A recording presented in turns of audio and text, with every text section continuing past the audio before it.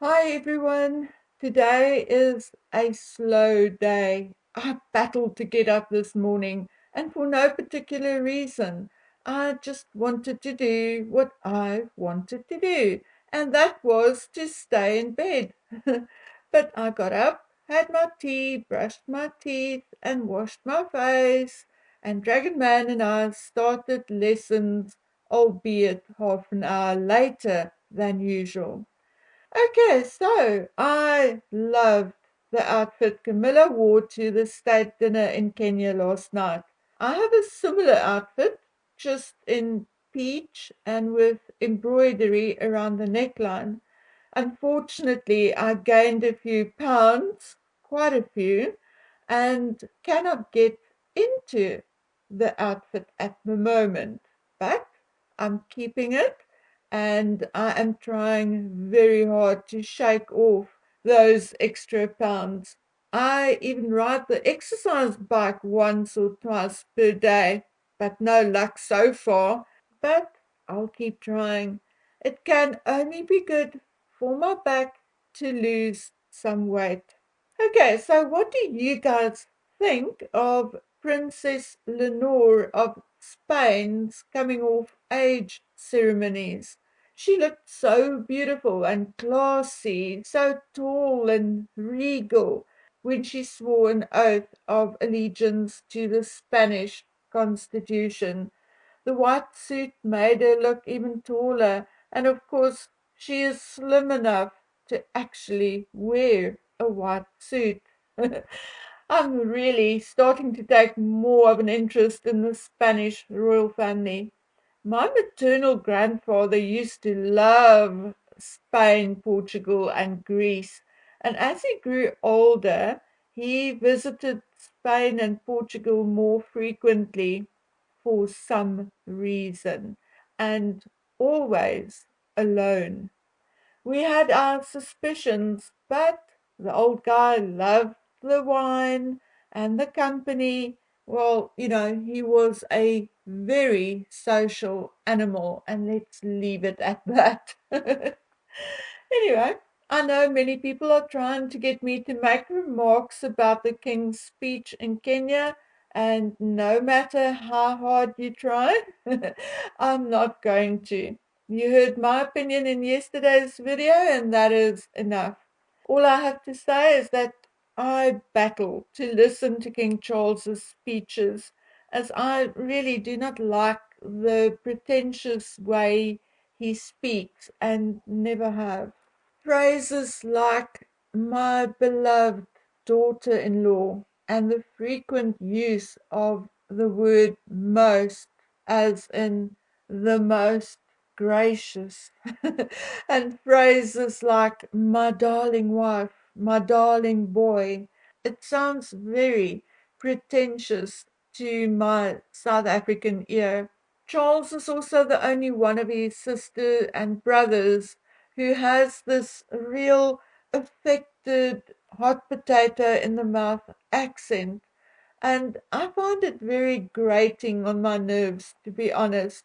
When I heard Prince Edward speak for the first time on television during a documentary which he narrated, I think it was called Crown and Country, he was an excellent narrator and had very little of that posh accent. He was actually very pleasant to listen to. So why Charles would be the only one with this terrible, well, for me as South African, posh hot potato accent, I don't know. I suspect it is because he was his granny's favorite, and many of the older generations actually spoke like that. Anyway, that is all I have to say about that. Like I said, I'll stick to the African scenery and Camilla's clothing, at least for now. And not because I'm a coward, but because it is of little consequence, really.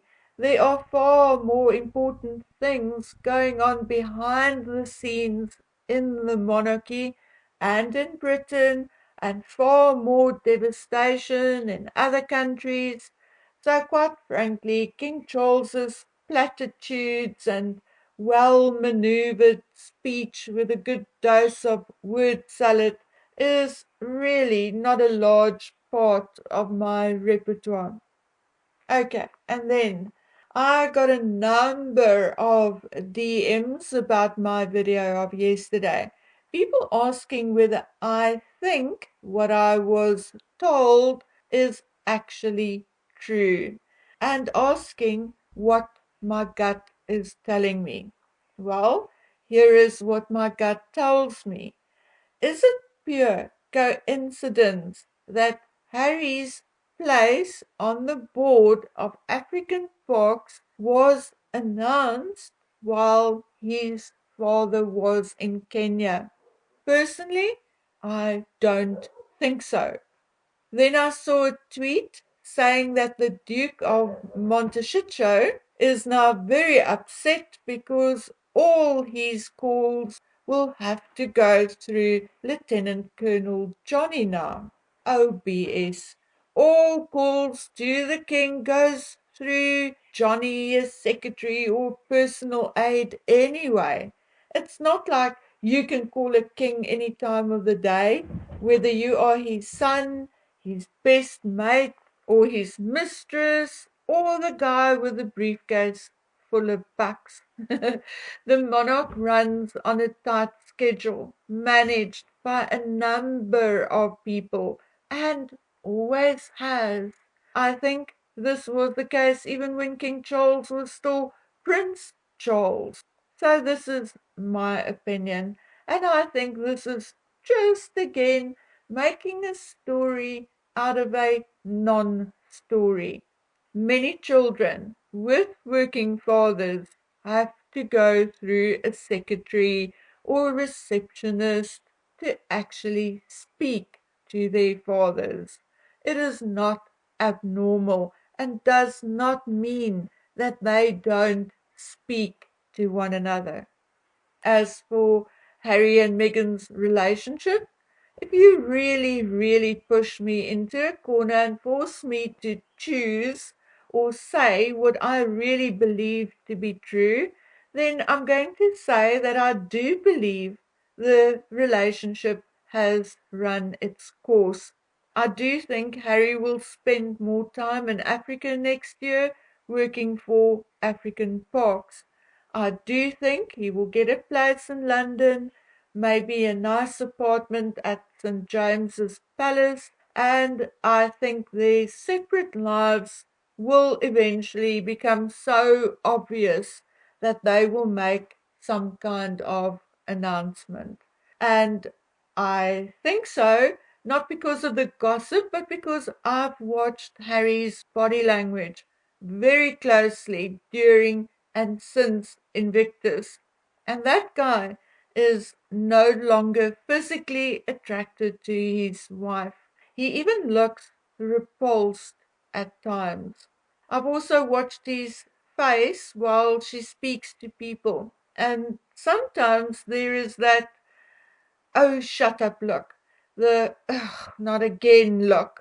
Very difficult to explain, but if you know it, you know it. And despite what so many royal reporters and channels bigger than mine are saying, I do believe Harry has spoken to his father recently.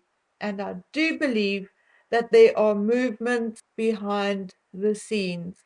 Not, now listen carefully, not to bring Harry back into the royal fold or anything like that, at least not yet, but to help him find direction and purpose again and to polish his image a little. And I believe that because of an obvious trend in the media to do so. Okay, guys, I'll go through some of your email tonight, and I think tomorrow we will have a Q&A session for a change, unless something interesting happens between now and tomorrow, obviously. Okay, and then I just want to remind you to please subscribe if you're not subscribed yet. Okay, please do, because in about a week and a half, I'm going to announce another competition with a very, very nice prize. At least I think so. And if you are not subscribed, you will automatically be disqualified. Okay, so that is it. I will see you tomorrow. Until then, please take good care of yourselves. Bye.